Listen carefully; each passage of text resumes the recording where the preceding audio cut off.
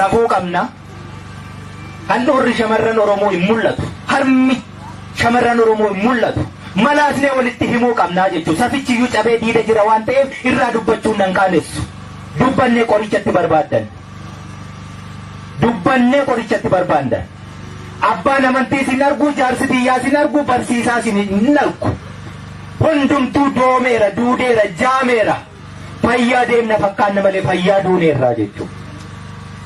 mirgaanuun jedhan mirgi dirqama akka qabu beeka safuu kee guddistee aadaa kee guddisteetu mirgi kan waliin deemu qullaa deemuun kan faranjiiti sana irraa dhaalte dhaqanii ji'a irra qubachuunis faranjiitu godhe sana immoo maan dhaalee beekumsan dhaalle waan safuu cabsummoo dhaalle kanaaf wallaalaaree nuti rifeensa akka barbaadde tolfachuu hidhii akka barbaadde dibachuu huccuu akka barbaadde uffachuu mirga dhaalteetta safuu waliin immoo kabajaa waliin immoo maan dhaalii beekumsa waliin maan dhaalii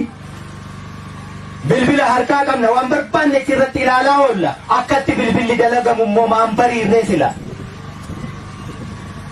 kanatu nuuf hafe addunyaan teknooloojiin har'a waan hundumaa fidee bilbila xiqqoo tokko